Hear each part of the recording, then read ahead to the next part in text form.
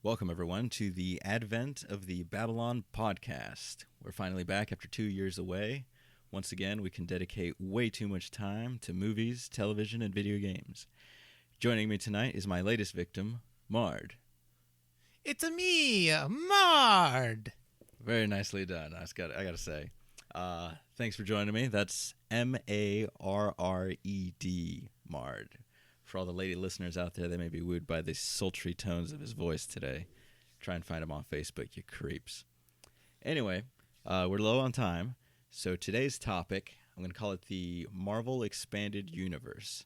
And I just finished up the second season of Daredevil yesterday at work. I've been sneaking viewings in over my lunch hour since I never have the time to do it at home. And, well, you watched it pretty soon after it came out, right? Yes, I did. How long did it take you, do you think? I did it in one sitting, so... Well, that's impressive. Let's call it impressive. All right. That's sad. It's just sad. Oh, well, the show's good enough. I can understand it. But, all right, before getting into this, I have to admit, and I know you're sitting in the same boat, I don't watch Agents of S.H.I.E.L.D. Yeah, I'm in the same boat. Yeah. I tried an episode or two back when it started, but I just couldn't get invested in it. Like, for me, anyway. I agree with you, but the reason I couldn't get invested is because it heavily hit it on the, like, cheese on, like, most pilots. Yeah. And it was just mostly just, like, mentions of every Marvel character that can't show up. It's like, oh, Tony Stark is not here. Oh, Bruce Banner was here 2 seconds ago. Oh, correct. You just missed him. He just left the office. He was in on this call. Well, no, I didn't make it that far even. Maybe 2 episodes, I think. That's the highest. But to me, it felt very by the numbers. With the introduction of the crew, they assemble everybody. And we've seen all those character types before, I think. Like, they're on every police procedural, every other show. And it was just the same mix-up of people or tropes, just in a new environment, just loosely tied into the Marvel movies, the cinematic universe, what have you. So I wasn't inclined to stick with that. And it has a sizable audience. I know a lot of my coworkers talk about it all the time. Like, oh, don't spoil it for me. And I was like, is there really that much to spoil? Like, how are you guys so obsessed with this? But You mean like the shocker, like, oh my God, he died, but not really. Oh yeah, Dun dun dun. Nobody dies in the Marvel universe. We've seen it happen 3 times. Oh snap! Someone did die. Age of Ultron. Oh yeah, but I'm holding my breath on that one. Oh snap! Let's see. Let me mark that. I might bleep you out. We're at 3 minutes and 6 seconds. I might bleep out that potential spoiler. You know what? Screw it. That came out last year. Yeah, last summer. All right, that's fine. We're around the corner for next summer. Screw it. Sorry, you guys. It's done. No, that wasn't my cup of tea. But the stuff we're actually focusing on, mostly in the Netflix series. So we'll get the show on the road. And what better place to start than the first season of Daredevil? Which, did you rewatch that? Oh yeah, I watched it like a month before the second season came out again. So Yeah, I thought I saw you doing that. So yeah, just give me your thoughts on that. What you like, what you dislike, and reason I bring you in, because you're the comic book guy. So do you feel the adaptations were fair? Like, I don't read the funny books, so I don't really know. So feel free to enlighten me as far as all that. I've got my own talking points. So yeah, just give me what you got. well, I thought it was a fair interpretation, mostly because the actor that played Matt Murdock was a shitload better than Ben Affleck. I mean, I think Charlie Cox, and he's in Stardust. oh okay. Yeah, so God, I haven't seen that in so long. Is he English? Yeah. I think. Yeah, because I've seen him in interviews, and the accent's really thick. So then watching him on Daredevil, and just like, oh man. Christian Bale is super English as well. Oh, So that's true. he actually does interviews in an American accent, On this side, yeah. but then when he goes anywhere else in the world, super British. Yeah, I've seen that. Yeah, like, which is awesome to me. Like, It's like, oh, I gotta make sure I fit in this, and not set them off for it anyway. No, but yeah, I did like Charlie Cox, especially. I think when the first season was on, I was watching Hannibal. Oh yeah. Yeah, which I think is another maybe English guy who's in the lead role. Hugh Dancy, yes, he is very English as well. I couldn't stand him in that one, so Charlie Cox was really refreshing to me. It was like a relief. I can understand that. Yeah. But going back to Daredevil, the best thing I saw was the Kingpin. Yes. And I think you can agree with this because he was both terrifying but also human at the same time. See, yeah, that's the thing. Like, the actor, Vincent D'Onofrio, I'm going to say. That's how I'm going to pronounce it. I can't say his last name. Yeah, no, I have no idea. He's been in everything, but Full Metal Jacket. Yeah. Is that right? And he did a cop procedural show, I think, like Law and Order, Criminal Order. Intent, yeah. And then Jeff Goldblum took over after a while, I think. And then he was in the first Men in Black. It was the skin suit. Yeah. But comparing it to the Spider-Man the Animated Series Kingpin that I saw growing up, Yeah. this one was different, but I wasn't taken aback by that at all. Like, it worked for me. And like you said, he was more developed, more intriguing. And it showed the way why he is the way he is, like what made him tick, what his origins were, his family and his upbringing. That was really nice to see. And that's actually a lot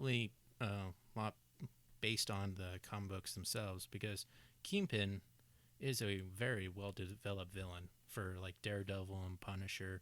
Even when Spider-Man tangles with him, you actually get a sense this is a guy that's doing bad things, but he has a legitimate reason to. Oh. Which makes him a very great villain. Gotcha. Well, see, I didn't know any of that.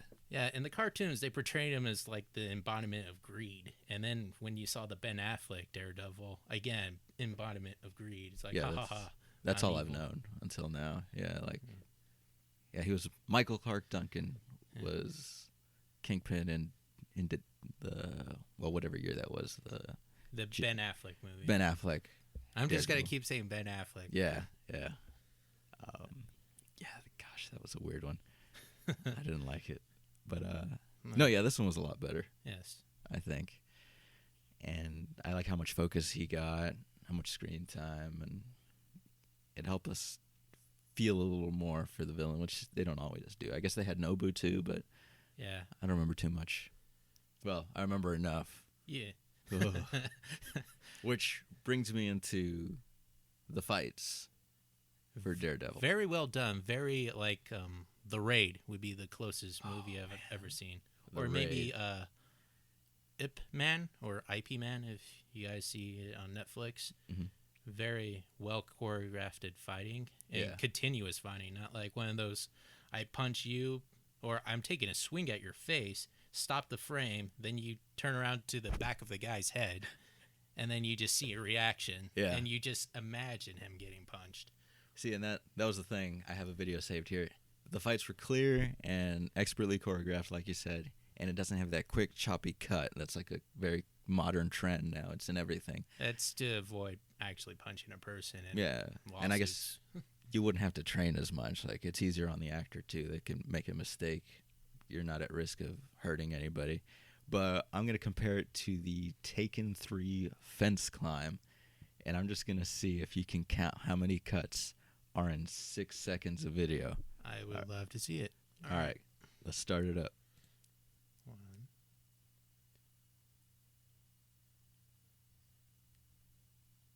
I got 8. I got 13. Wow. All right, here. I'm going to say them aloud. 1, 2, 3, 4, 5, 6, 7, 8, 9, 10, 11, 12. Wow. Oh, I lost track there when the dog showed up. Yeah.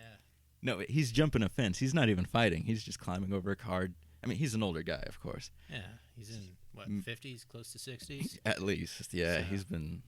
Liam Neeson is still in a man you do not want to mess with. But Oh, no, for sure. But just that one movement takes that many cuts.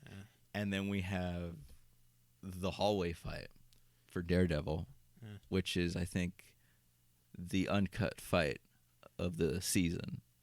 I believe, which is The big main fight. which is the homage to Old Boy, which I think you There's an told me. homage to Old Boy, and I think maybe it was more inspired like movies like John Wick, because that intense fighting scene in the Russian bar, Mhm. where he's just going to continuous shooting and he's just moving along. It's just one steady stream of a shot. Was this It before John Wick? yeah, I think so. Yeah. Oh, see, I thought, There's a lot of like new martial art things happening these days because they're trying to get away from the whole strings in China. They're trying to get away from that again. Uh-huh. They're going back to the Bruce Lee era of fighting, where it's just one continuous I'm punching you and you're just reacting, or it's going to hurt you. Damn. So, Well, that's good to see. yeah. I mean, that's why the Raid is in there. the Raid. And the Muay Thai movies, remember? Ambak? Ong Bak. That's Yes. right. I don't think I've actually sat through the entire thing. It's not a very great story, but the fighting scene alone is worth it. No, but in those two, like as clean as smooth as they are, you feel like Matt Murdock's pain as he's going, especially. You can see him getting exhausted from actually physically punching people. Yeah, for like he's just a full. he's just breathing heavy. His shoulders are just heaving as he keeps moving, but he just keeps pounding, and it's good. But then I'm gonna call it the hook knife. The hook knife. Yeah, it's on a chain, Oh yeah, and yeah. then right in the side. It swings around the whole body and jabs right into between the ribs, and oh god, that looked painful. Yeah, it looked like there was no recovery at that point, and that one left an impression. It Yeah, definitely just did. the weapon, that fight, it was just, oh man, that was brutal. Speaking about the fights, I like what they did with after the fights for Matt Murdock's physicality. Like, he's not super special. He doesn't got like super fast healing. Mhm. So other than meditation to help him, patch himself up mentally, but you can see it like how he moves afterwards from one of those big fights. Like he's slow, he's sluggish, and every other character is like noticing it. Yeah, So yeah, there are consequences to Yes. the thing. You see him, he can't even leave a couch sometimes. He's got to get stitched up, and he's bleeding through his clothes all the time. He'll like take off his suit jacket, and the white shirt's all bloody. Oh, but that's a good point to bring up. and they really played into it in the second season, where it's like, dude, I can't keep covering for you if you keep looking like this and you're Yeah. walking like this. Yeah, Like- and everyone's like, "Are you in a fight club? Just tell me the truth." And no, yeah, it's good to see, because usually other superheroes, they do their nightly duties, and then they don't show any wear and tear Yeah. at all. They're fine until they're back in the uniform or the costume, and then they're limping along or whatever. But no, this one, his true identity is actually, it's taking its physical toll. I mean, usually there's just drama Yeah. and other stuff, but this one, it's Which is actually saying both for like Jessica Jones and Daredevil, because like Jessica Jones got in a pretty big fight with Simmons, the cop. You remember? No? oh, Simmons, okay, Yeah, the blondie guy. Yeah, and he was taking his maybe a spoiler alert, pills. I'm not going to mention which, Oh, because okay. it'll give away his character. And once you get that, it's a Gotcha. big Easter egg for I you other gotcha. comic book nerds. I know what you're talking about. Well, before we transition over to Jessica Jones, do you have any other positives? I only have like one real negative. Well, let me see. My best positive is probably in season 2, like how Daredevil's life and Matt Murdock's life can't really work together. Mm-hmm. And they actually really played on to that when he was doing the Elektra stuff and the Punisher stuff See, yeah, at the same time. And it's like, it was brutal for everybody else in his life. yeah, And that one was. I gotta say, for Marvel, that was like a bold statement. It's like, you know what? In reality, real people wouldn't take that from another person. It's like, why aren't you at work? Why aren't you doing this for me? You're not being a friend. You're being kind of an ass. Yeah, it was putting a lot of strain on everybody. Yeah, Foggy pretty much got it the worst, but his character showed out the best in that Yeah. trial. Yeah, he put up with as much as he could, and he had to step up and cover for both of them. Talking about that office, that's one thing. That was my one gripe, really. It's the office love triangle, I guess, if you could even call it that. That's really just poor Foggy. Yeah, poor Foggy, just his entire life. What's the girl's name? I know the name. Karen Page. Karen Page. There you go. Beautiful woman. It's all right. For me. But no, because Foggy is definitely interested, and then of course, is Matt as much of a womanizer in the comics as he is in the show, or is that a newer change? Well, in the comic books, Matt Murdock is what I like to call a dumb penis, because he makes terrible decisions with his love life. Like, he picks like the worst girls at the worst times that he can. It's like, oh, I'm going to start dating a blind woman while I'm going to be super bloody. It's like, why, Matt Murdock? Why in the comic books? At first it sounded like my love life there, but then he just went to a whole other level. Yeah, it's seriously, this is like a whole nother level of stupidity when it comes to his love life. Okay, so there could have been a foundation for what they did, because I know he was like, just, if I remember right, in season 1, he was just leaving off one girl. It was probably like a nurse. Yeah, just like a hit one night stand. Oh yeah, if I remember right, it was on like one scene. And you mentioned the nurse. I thought he would end up with the nurse. Yeah, of course. I mean, who is Night Nurse in the comic books? If you don't know. So, okay, so she's an actual. Because eventually, what happens to her in season 2 does happen to her in the comic books, and she becomes like a healer for heroes. Oh, for hire. So. Oh, nice. Another comic book Easter egg if you found out that one. Gotcha. Yeah, I didn't know that either. So. But I guess my thing is I just hate harems.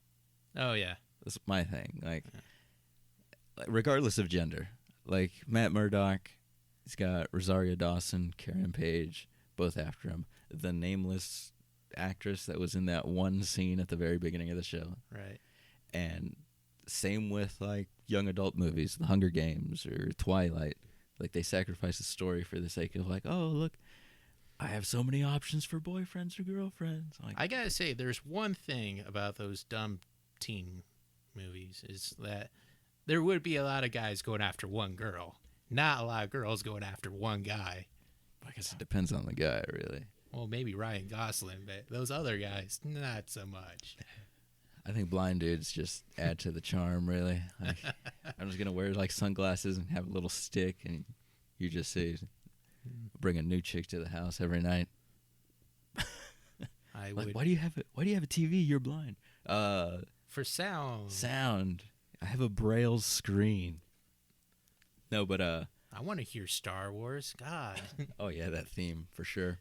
The lightsaber and the hum. That's all I need in my life. And Lord of the Rings soundtrack alone is just worth hearing blindly. God, yeah. God, that stuff is magical. I still have them somewhere.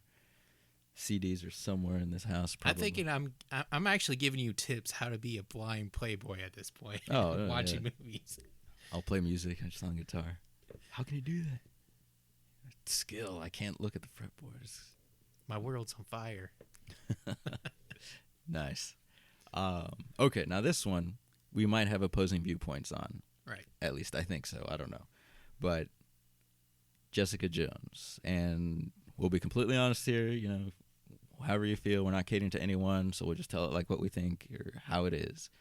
And with Jessica Jones, you could go into detail if you'd like, but her backstory is considerably darker than what we're used to with, at least what we've seen so far with Marvel movies and Marvel TV shows. And a lot of that is in regards to the David Tennant character. Yes. Yes. And him as a character was very intriguing. It's definitely a positive for me. And I like how initially they kept him hidden for a few episodes. Like you'd see his profile, you know, it's all in shadow. Or his voice for like half a second. Yeah. Jessica! You'd hear his voice, and then he'd be speaking, but the camera would be behind him, even if he was, if he actually appeared on frame. And it was great to see what he could do before actually seeing him. Like, he'd manipulate people with his abilities, I guess. And then I think possibly that could have been done because of the actor himself, because of his fan base as Doctor Who is like, him as a villain? Yeah. Whoa. Yeah. No, that guy can... I guess we've seen him as... do you watch the Harry Potter movies? Yeah, the one guy with the snake tongue thing. Yeah, Barty Crouch Jr., I think is his name. Yeah. Yeah, the imposter. But, no, yeah, I really liked him. Like, the whole mystery around him, and then slowly learning more. And even towards the end when he's like... Well, not even supporting character. He's the actual antagonist, getting plenty of screen time. I was glad when he was on screen. Yes. Yeah, because I wasn't too fond of Jessica Jones herself. I can see that. Yeah, like Kristen Ritter. Don't get me wrong, she's fine as an actress. She's good at what she does. I can understand. She's pretty or whatever. But pretty much that one person that plays that one role over and over and over again. Exactly. That's what I was gonna say. I've always seen her as a one-note actress, and to see her as like a front woman, like as a lead in a series, I guess. I don't know if she had the chops for it, because she'd fall into her usual, what she usually does. She's like got the lazy eye look and the sarcastic tones and always. Yeah. Breaking Bad, there was a little of that, and then Don't Trust the Bee in Apartment 23 or whatever that show was. It's just the same deal. Yeah. And other than that, like, apart from her acting, actually, and this is just reinforced with what we just said about Daredevil, was the fight choreography in Jessica Jones. I thought was a little stiff. Well, I thought it was pretty interesting to show like a low grade version of like a superhero fighting without like going crazy choreographed and like string choreographed. Oh, okay. So I was kind of impressed, but at the same time, with superheroes fighting, it's like, oh, wow. Ooh. Yeah, eventually it just turns to CGI, like in the Marvel movies and everything. But this one, I don't know if it was budget issues or what, but it didn't look like there was much time spent on it, for me at least. It just looked a little choppy. That thing you mentioned earlier with, the main character will take a swing. You don't see the opponent in the frame, but she'll take a swing, they'll cut, and then the next shot is her opponent flying backwards at a wall. I think I saw that at least 3 times over the course of the season. I can agree with that. Yeah, honestly, the fighting in this show was pretty poor. Mm-hmm. But again, it's Marvel and it's super powered fighting, so there's a certain extent where it's like, are you going to see ribs being exploded or what do you want? But it's true. Still not that impressive. Yeah, I gotcha. For especially like, I don't know how Netflix is working the budgets for these shows and whatnot, but that was just one weakness that I saw. And then, like you said, you just said the strings and all that, and the pulleys and all that stuff that they usually do. I don't think there was any of that. Maybe just when she'd do like her minimalized flying jumps. Yeah. But I remember one scene, it might have been the one you just mentioned with the cop, where she jumps down to prevent something going down. Yeah. It just looked like she had hopped in place, and they filmed it, but they just cut it at like the peak of her jump, so she just fell straight down. Yeah, 6-8 inches, and then bent her knees. And I'm like, oh yeah, she just fell 4 stories. Just believe us, you guys. She actually did it. Yeah. I was like, no. Because shoes don't explode with that kind of impact, or clothes is perfectly fine. I was gonna say, like, she didn't do what Deadpool would call the superhero landing. She'd always just land perfectly straight, and you could tell there'd be just like a nanosecond delay before she buckled her knees. Like, oh snap, I gotta pretend it just fell off a building. And it was just a little awkward. It just put me out of the scene just a tiny little bit, and I was like, oh, come on. I was actually getting invested because it was like David Tennant scene. Yeah. Kind of. Not full on, but still, secretive at the same time. That was my thing. I don't know. Yeah. I was fine with it. Otherwise. I can agree with you. The fighting's just not that great.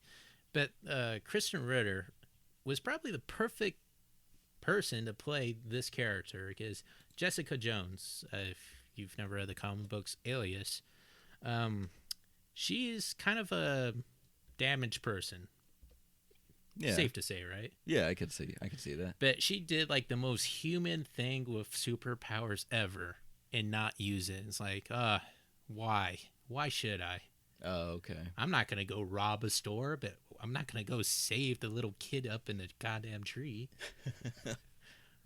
So it's a good anti-hero, and, being the first Marvel female character being put out there, it was surprisingly safe bet using Kristen Ritter's sarcastic voice and her attitude towards being a hero.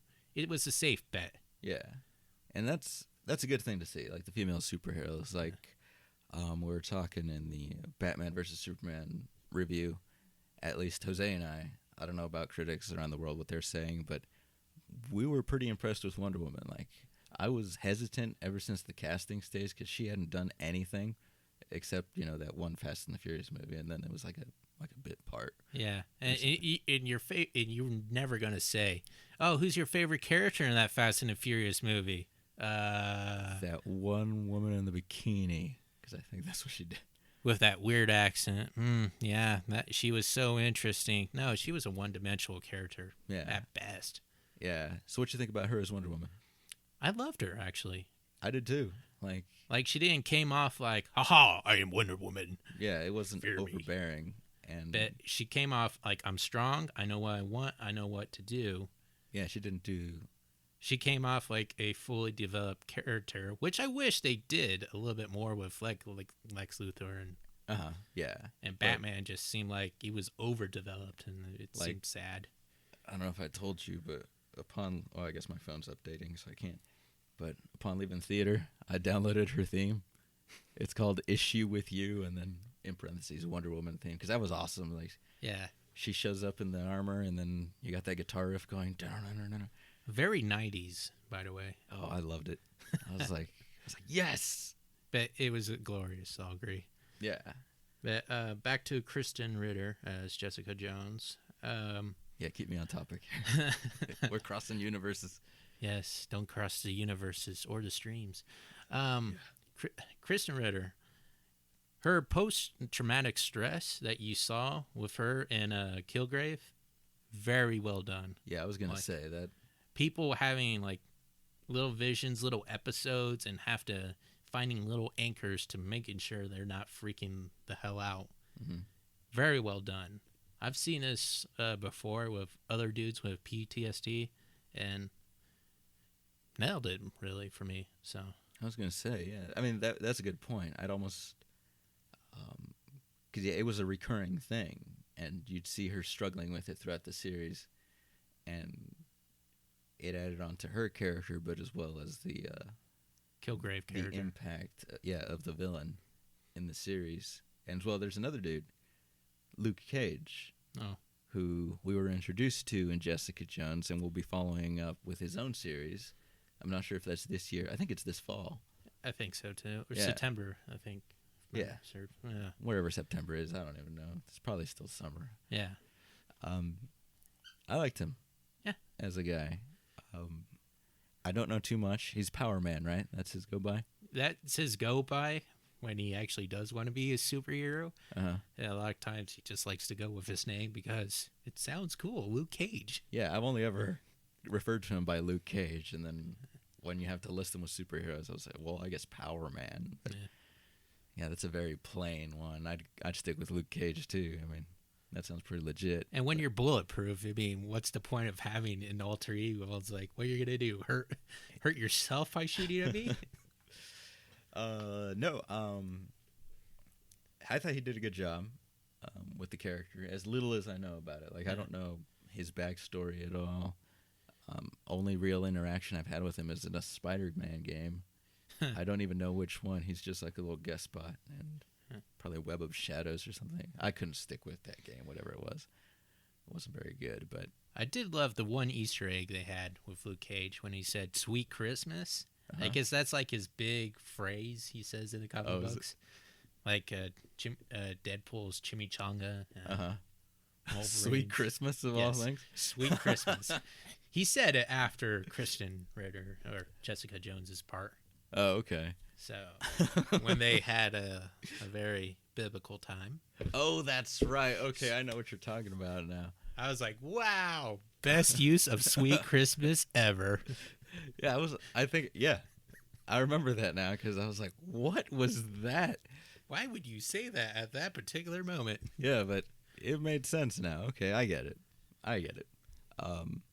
But like I said, we didn't see too much about his past. He just kind of briefly spoke about it. And I'm invested in his backstory, which is good considering that series is coming out. And did you see the teaser for it? Yes. Yes. I love that teaser. I saw it the first day. I'm getting real tired of having to buy new clothes. Like, yes. That's awesome. But, I'm curious, like, as to that series, whether it'll come before the Jessica Jones timeline or after. Or probably a little bit after, most likely, actually. It would make more sense because really his livelihood, the bar just got kaboomed. Oh, yeah, that was just, yeah. And he just realized there are other special people out there, and he did one job where he was looking for a person, and turns out he was pretty good at it for a guy to be. Oh, that's right, yeah. So I also did a little Easter egg beforehand, and I didn't know if you picked it up, the Heroes for Hire thing. I kind of said it a little bit, yeah. Heroes for Hire. Yeah, it's this comic book series where like him and Iron Fist and a few other superheroes that are like more humanish than super powered like Thor. Pretty much do heroic things, but for a certain price. Oh, okay. Well, that's what I would do if I had a superpower. I got to get a better studio or something. Get some sound padded mics. Make this place look fanciful. Sitting at a damn computer desk here. No, but I did do some after the series ended, or I got through it, I should say. Yeah. I did do some research into Jessica Jones, and Luke Cage, just to kind of get an idea, the Purple Man and all this stuff. And I guess she was present on the field trip where Peter Parker got stung by the radioactive spider, and then she had a thing for him too. Yes, which is kind of hilarious of how Marvel makes their whole world interconnected. Yeah, that's what I was impressed. I was like, oh snap, she went to school with Peter. That's awesome. Yeah. And it's like, oh wow, now I know where heroes stole most of their things. Yeah. Yeah. It was like, and then she also spoke briefly about trying the superhero thing, and they kind of show it with her sister, it's like, how about this costume, or that was her actual suit. Yeah, that was the actual suit. And was it Jewel, like her go by, her superhero alias or whatever? I don't really remember because she never really went with it. Yeah, because I just loved how she made fun of it instantly. It's like, no. Yeah, it's like I called it like a hooker suit or something. Yeah. No, see, that's one thing I did catch because I'd like read the Wikipedia and I was like, oh, that's what that was. It's just a little jarring, but speaking about staying true and how I love to go the other way, Purple Man. I love what they did with him, like out of comic book context, like how he's not really purple. He's just has a penchant for purple. But he was purple in the comics? Yeah, he straight up purple skin mofo. Oh. Yeah, I mean, if you look at Purple Man in the comic books, he does not look like a pleasant person. Because, like, when I read The Purple Man, I was thinking, like, Prince or something just running around controlling people's minds. Yeah, they went a little off comic book with him, and it really worked. Oh, yeah. Yeah, you actually saw, like, throughout his backstory, like, he's not even aware he's that bad of a guy. Yeah. And that's the worst thing about him, too. It's like, yeah. I honestly don't know if I'm doing good or bad. Yeah, that was a good thing to bring up in the series, too. Yeah. It's like, one time I just told a guy to screw off or go screw himself. Imagine what happened next. But no, yeah, like they bring in his backstory too, and then you see a little bit more of that and how he's not really struggling, but unaware of what he's doing, because he was so young when it like manifested in him, and then he was left to his own devices, like as a preteen. Right?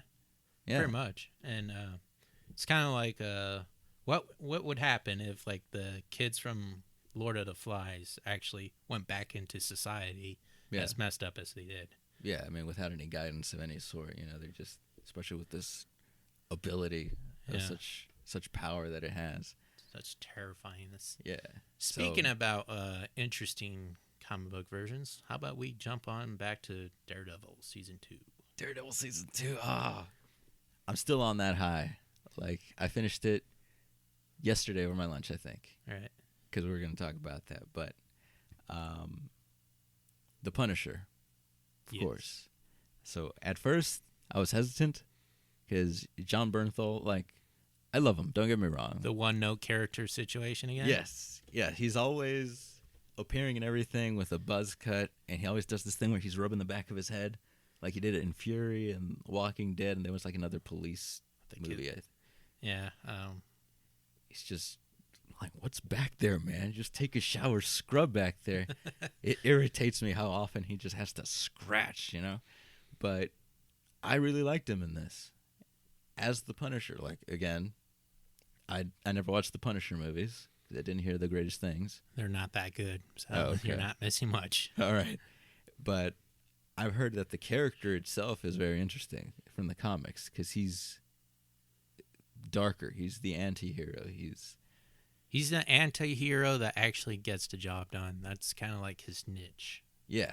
And a lot of new superheroes, a lot of new anti-heroes are copying the Punisher archetype now. So it's very interesting when it comes to those things. And then bringing that back to another point that you mentioned earlier, the PTSD with him as well. Like, they mention it, at least. You don't see it as much as you do in Jessica Jones, but they keep saying that he's reliving, like, the thing that set him off, Yeah, going back to where his family died. Mm-hmm. And just, he never really did it in the comic books, but repeating that one child's story. Yep. One batch, two batch. Penny and dime. Penny and dime. Yeah. So. Yeah. I've been seeing that quote everywhere.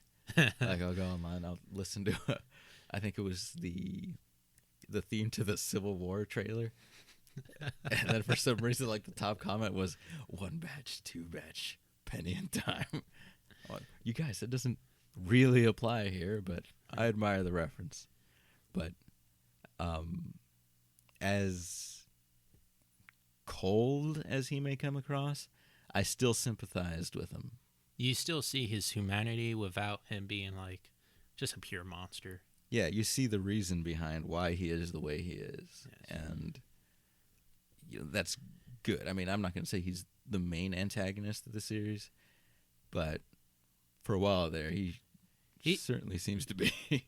The only thing he really does for the Daredevil is he starts questioning his effect on the world being what he is. Yeah. And they did bring this up in the comic books pretty well. They actually did meet up, and he was wrapped in chains to some bricks. Really? Yeah, and I really love that scene. It's like, nerdism. No, yeah, I like that scene because he's not just some monstrous terror running about. He's actually rationalizing what he's doing, and he's making sense. Well, sense that we can follow, but not like 100% you can get behind. Well, no. What Karen Page says, like, I understand what you're doing, and I may feel like it's right sometimes, but I can't, like, condone it. Yeah. Yeah. So. Yeah. I mean, we can all understand that. And you can kind of get that feeling throughout the whole Punisher arc, really. It's like you can understand why he's doing this, and you can understand the temptation, but maybe he just goes to 11 one too many times. But I do love the changes that they did from him, from the comic books to the actual series. Because in the comic books, he's a Vietnam vet. Oh, okay. And that kind of doesn't make too much sense nowadays. Yeah, I was going to say he'd be... It's like we'll be seeing Liam Neeson again with every cut. Yeah. Someone considerably older than Liam, probably. I don't know. Yeah. A little makeup or whatever. But, no, yeah, I mean, you kind of have to modernize them and adapt them how you can. Like you said, the Purple Man isn't actually purple now, which I'm surprised he actually was. That's just ridiculous to me. But Comic books, they don't care. Yeah, they don't care. But there's one line that he said in the show that's very similar to something you would say in the comic books. It's like, if I wanted you dead, you would be dead. I don't miss. I know where my shots go. He's a well-planned out monster of a man. One shot, one kill. That's what he said, right? Yeah, one shot, one kill. Yeah. A very Marine Corps thing to say. Yeah. And, see, you get to see a little of his past, but not too much. Which I like how they're doing that with all these series because it leaves more time or more space for them to spread over if they continue. Yeah. Like, do you know who's all getting their own show? I know Daredevil, Jessica Jones, Luke Cage, Iron Fist, who was cast recently. And there's talks of maybe of a Punisher, maybe. Maybe? Okay. But I've always said Punisher would work better as a TV series than an actual movie because really you can only kill one family at a time in a movie, but yeah, you don't really get a sense of Punisher being the Punisher that way. Yeah, and at the same time, like, with him in this series, kind of did a pretty good job to introduce him to the universe. You know, is it Defenders? Yes. The Defenders, okay. Or the Netflix universe, whatever we're going to refer to it as. But I think it got the job done to bring him in. And I don't know what all they could do since I don't know his story arcs or how many different major themes he has in his comics. But do you think he'd have enough to fill like an entire series? Yes, I do. Oh, he would? Okay. That's like an easy set if you're going to go with Garth.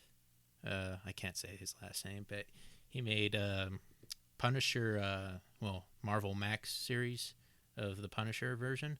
And it's actually more stories about how, like, the people he's targeting is being destroyed systematically with Punisher, and it's him being more of a, like, an R2C3PO character. Like, he's, like, commenting what they're doing, and he's also being a very big part of the story. So Okay, I gotcha. So it's like The Wire, but Punisher's in there, and shit gets crazy. That'd be intense. I still need to go back and watch The Wire. Great show. Yeah, that's what I keep hearing. But if only I had the time. Well, yeah, I'm running low on it. Okay, the fights. Right. Once again, Daredevil. I think that's the strong suit. You got, they're clear, they're open. It's no shaky cam hardly. It's just a wide, clean shot, and you just see, the flips and every hit, and it looks great. And I think once again we got a one-shot fight, but it wasn't as cleanly disguised this time. Oh, you mean the stairway fight? The stairway fight. Oh, yes. Like usually someone would. But the problem was that it's just like, how are you going to get the camera getting those fight constantly sequences down the stairs, and you've got all these fallen guys in the way, and like I can understand. Yeah, it'd be freaking impossible, but they did as good a job as you can do in those situations. But yeah, usually it's when like Matt Murdock would walk in front of the camera, and as you'd pan, you could tell there was a cut there, but it wasn't too jarring. Yeah. I mean, the fight was fancy enough that that's what took the attention of it. But once again, we have that hook knife thing that just appeared, and as soon as I saw it, I'm like, shit, no. I felt the bruises that I don't have, and it's like, my stomach just churned. That's actually more of a credit to the director of that. It's like, if you're literally having phantom pains from watching another person get hurt, it's like, that's well choreographed and well done. So. Yeah, I mean, like I said, that first fight had an impact, and just seeing the weapon again, I'm like, shit, this is not going to be pretty. I last saw that thing a year ago, and it messed me up bad. Messed Matt Murdock even worse. Fucking A. I knew that thing was trouble. So yeah, the fights. I'm glad to see they kept them in. I mean, I love that. Yeah. And I love how they were introducing the ninja fights, and they weren't like really doing a lot of cuts to that, even though, the sword swinging at you at those speeds. Oh, yeah. Yeah. Like some of those were, I was like, damn, how did people not die? Like, is that a prop sword? And then they'd fall and they'd look pretty solid. I was looking for like a bendy, like chrome painted foam or something, but it looked like maybe just dulled steel or something, but Or just like a super hard plastic. it could be, yeah. Just very well, like, built and designed so it looked metallic and everything, but there was weight to them. Yeah. And They do not look pleasant to be hit in any circumstance. I was gonna say, and as many takes as those fight must have taken, like, what's his name again? Chris Cox. He must have taken a beating in real life. Just like, because I couldn't even tell when there was a stunt double. Yeah. For these, which I think is great. Like, I'm convinced the entire time he was doing the entire fight sequence, maybe stunt double would do like a one shot, quick cut like backflip or something off a stairwell. One of those like crazy double flip things. Yeah, all that fancy stuff. It's like, I remember one shot he's running off the roof of a building, and he just falls. No, he jumps. I guess it's more of a fancy jump, and then you see him just like running from a lower level building, which I think is just a stunt double. Now that I think about it, it's a stunt double probably falling onto those inflatable mats, and then the second guy in the suit running off. So I'm like, oh, that's a long ass fall, man. Like, your shins, why? There's no way that's the same guy running away. That stunt double died. But oh no, I'm so glad I'm still impressed. Yes. Usually a follow-up season just disappoints. I think they're going to go with like the Game of Thrones approach. Like every season we're going to get like better and better fight scenes with Daredevil. It should be good. So I hope they take a page out of that book for Jessica Jones and Luke Cage. Like, hey, let's take it to the 11th. This is what people like. Let's give them more money, bigger budget, which I heard Game of Thrones is getting. So hopefully the dragons look a little better next time. Or the crazy 9th and 8th episode now we got to worry for. Yeah, I'm waiting for another hard home here. Oh, and we have to discuss Elektra. I am not a fan. Better than Jennifer Garner's Elektra. I'll give you that. I will give you that point. But like you said earlier, how the whole plot comes to a screeching halt. Yeah. Just for her terms, and how she's so unaware of what she's doing to Murdoch. It's not like she's unaware. It's she doesn't give a damn. It's okay, yeah, like she's immediately a bad person, a bad influence in his life. He knows it. She knows it. She doesn't care, and Matt Murdock's still going with it. See, yeah, that's a better way of saying it. Yeah, she's aware that all these things are going on. I mean, she's like, oh, how did the big case go? And she's like, it's the biggest case of my life. It's not going well. She's like, well, fuck all that. I've got this thing that we need to check out. And it'll be fun. We're doing it right now. It's like, really? I'm like prepping right now. Yeah. It's like, nah. I need to be in court in 9 hours. And man, let's go to a party and spy and shit and get mugged. It's just, she didn't seem like just the plot device, but at times it's actually driving the part of Daredevil's life really far away from Matt Murdock's life. Yeah. See, that's what I liked, that she was driving a wedge between both of his personalities. And, and that led to, in Matt Murdock's scenes anyway, you'd see him struggling with it and the impact it's having on his friends and how it's affecting his relationships with everybody. But I just like turned my anger towards her because she felt like the root of all this, even though it's, the bad guys, the villains or whatever. It's actually really Matt Murdock's fault. Like I said, dumb penis. Like at any time he could have said, no. True. No, I'm not going. Leave me alone. Bye. But it's my city. It's my city. He needs to clean it up. Maybe you should get rid of the Punisher first? I don't know. Oh, he was in jail. No, he was hospitalized. Yeah, but like finish the whole Punisher thing like with the trial and whatnot. That's true. Literally, you're at home stretch and you're like deciding to go off road. We got him under control for now. But there's one scene that I kind of hated from the second season with the Passions when Karen Page comes into his place, sees Elektra in his bed, him shirtless, an old guy, an old blind guy, looking at them too. And it's like, you're cheating on me. It's like, this is way too strange for me just being a cheater, really. Yeah. Like, yeah. It's like a blind man orgy. There's two blind guys having at this girl that's bleeding out in my bed. This really, really deathly pale girl in my bed.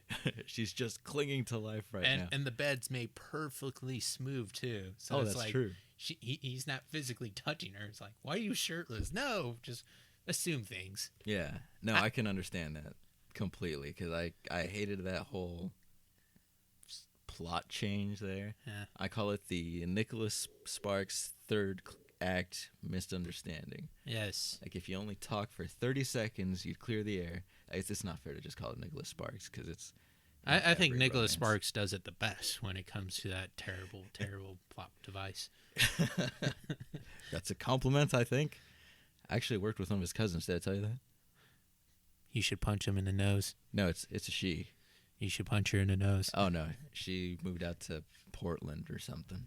Drive to Portland and punch her in the nose. Yeah, that's... Yeah. But this is really... She's a cool gal. Shout out. Discredit to Karen Page. Like, throughout the series, they build her up as a really intelligent... Yeah. And even though she went through some terrible things, she was overcoming them. So showing a real strength to the character. Yeah. And she just sees one thing, and she jumps the gun instantly. Yeah. That's kind of a discredit to her character. Yeah. Which I did not like. That's a very good point. Yeah, because, that's another thing. Yeah, she wasn't just the pretty girl in the office anymore. She was independent. She went off and did her own investigations, and she wasn't relying on Matt to, save her at any point. Wasn't relying on Foggy to clear things up with Matt. She took the initiative. Yeah. And to Ben Urich's regret, but yeah. At the same time, he saw himself in her, and in season 2, you see that come full circle when he pretty much gets his office. Spoiler. What did she say that took her boss aback? You got it, boss? Is that right? Is that something Ben said in the first season? Yes. I thought so, because he gave her that glance, and he was slightly worried for a sec. It's like, oh, God, no. Yeah. Not you again, Ben. Damn it. You're dead. But I thought... Especially for a female character, like, that was a very good character growth. Yeah. Like, you don't see that too often. Sometimes they're just one note, like we said. It's like, oh no, I tripped. Oh no, the villain's got me by my neck. Oh no, I fell for this obvious trap. It's like, come save me. Yeah, I get that. Yeah, I'm just here for the hero to have a thing to do. Like for Lois Lane. Like, oh, poor Lois. She keeps falling into these terrible things and keeps getting kidnapped. Like, oh, I dropped the spear in the water. At one point, when Superman's like, I'm done. It's like, girl, you're not leaving the house anymore. I'm just gonna... Samuel L. Jackson's the next Superman. He just ties her to a radiator. It's like Black Snake Moan style. Learn how to save yourself. Goddamn. Stop. You're taking up all my time. Lawrence Fishburne's up there. Where the hell is Clark? But Elektra... Going back to her, I'm sure we'll see her again. Yes. Yeah, like, I don't want to say where her story goes, but, like, I think everyone's left to come back. Right. If you've read the Frank Miller books, you know what story arc they used with Elektra, because it's pretty much the only story arc she has in the comic books. Oh, okay. So, didn't realize Frank Miller was involved with that one. Oh, yes. That's like one of his big ones for Marvel. Okay. And thinking back, Elektra got her own movie, right? And the reason why it was terrible, because the story went nowhere. Oh, okay. Because, yeah, it was her and Daredevil and then that Elektra follow-up that I'm guessing people must have seen, judging by the bad ratings that it got, but I had no interest in it. I saw it just because of Elektra's beautiful body. Oh, okay. Well, that's a good reason to go. I was young, so don't blame me. Otherwise, that's all we have right now until Luke Cage comes out this fall, summer, whenever. All right. We're a few months away. So I'm excited for that. No joke. And I can't wait for the next season of Daredevil or, get all these characters together. And then finally the accumulation of the Defenders. Yes. Yeah, and I like to see all these characters interacting because we see a lot of supporting characters come in back and forth. Like we saw. Using the night nurse in both series. Yeah. Yeah. She had at least one episode, maybe two, that she was in for Jessica Jones. Yeah, it's like, oh, I gotta save Luke Cage, a superpower person? Oh, Yeah. This is gonna be new. Oh, that was a very interesting one. Yeah, we forgot to talk about that during the Jessica Jones one, but her cameo, I guess we'll call it. That was a very intense sequence. No! No spoilers. And then bringing in Jessica Jones characters to Daredevil Season 2. Yeah, like mentioning, it's like, yeah, this Jessica Jones character we gotta be looking out for. Yeah. At first it was just a name drop, and then you see, like, Carrie Ann Moss eventually just shows up. She, she just has one scene at a table, but, it's still a tie-in. Yeah. And I like that. They're all in the same city, and Daredevil gets a mention, and Jessica Jones, he just never appears. So I like seeing all these threads coming together, and I really want to see them pay off successfully. But so far, I've been really enjoying Daredevil. Definitely up there. 4 out of 5 stars, I'll give it. Jessica Jones just maybe sitting at 3. I wasn't too hyped for that one, but that's like maybe a second, maybe possibly a third watch where you get to enjoy all the other nuances of that show. But to be honest, if you don't like Kristen Ritter as a actress, you're not really gonna like the show because the show is basically on her shoulders, and yeah, it's gonna carry that stigma all the time. Yeah. It's gonna be hard for her to win me over, but it's happened before. Yeah. So I'm wishing her the best. I'm hoping they let that show go in a few more directions, like Daredevil. Like for some reason, I'm not saying Jessica Jones felt cheaper, but it felt like there was less time spent on that series. You kind of felt like they shot their one magical bullet for that series. Like this is probably going to be the one good season, and like the second season's like, what's next? Who's going to take over the Purple Man's position? Kilgraves. I've never even heard of the Purple Man until this show, and then I did the research, and who's very intriguing. I don't know who her villains are going to be unless she starts borrowing from other heroes. Or she'd be like the linchpin for like the Defenders. Yeah. So you got like maybe a Captain America situation where like, after the Red Skull bites it, spoiler alert, shouldn't be, but Winter Soldier comes around and it's like, whoa, Captain America is very interesting. He brings up a lot of interesting questions about superheroes and their place in the world. And then tie that into like Civil War. I guess Civil War is already, it's going to be out before. Maybe there'll be another incident, as they keep referring to the Avengers event. Yeah, in New York. Yeah. So I'm looking forward to them. Yes. Yeah. So, do you have a rating at all? Jessica Jones, I would put like maybe 3.5 to 4 out of 5. And Daredevil, since I'm a huge comic book nerd for Daredevil, I put that at 5 out of 5. Nice. So the only reason I didn't was Elektra. Like I can't do it. Which actually says a lot about the actress that played Elektra for being, she is not a great person in the comic book. She's an assassin. She kills people. Okay, so it was honest. Yeah. Okay. So it was honest to the comic book, and you're not going to like her. It's like Cersei from Game of Thrones. Oh, my God. Cersei, if you actually like Cersei, that's kind of a discredit to the actress. Seek immediate psychological help if you like Cersei, because she's a terrible human being. Comic books, in the book and in the show, you're going to want to hate that woman. Yeah, it's Satan with a blonde wig. Just there's no way. Some people were sympathizing with her after the last season, after the walk. Which you really shouldn't if you, remember all the other things. I was gonna say, remember why she's walking in the first place, guys. Don't let her, win you over. Because really, she only walked for one reason, and it wasn't even for the thing she did. Yes.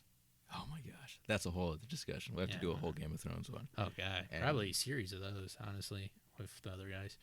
yeah, yeah. I've got another mic on order. I think Jose might get his own, and we'll just throw down.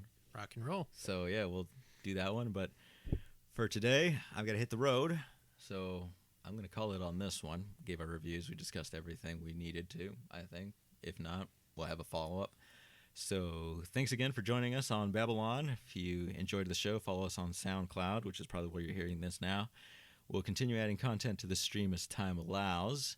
If you have any thoughts or feedback of any sort, shoot me an email at babble.on.fin@gmail.com. We also have a Twitter account available now at BabbleOn_. It's all lowercase. Otherwise, we're on Facebook. I did get on that finally again at facebook.com/BabbleOn2016. Thanks again to Mard for joining me tonight. You're welcome. They call him Mr. Tibbs. Otherwise, that's it for us here in the studio. Good night.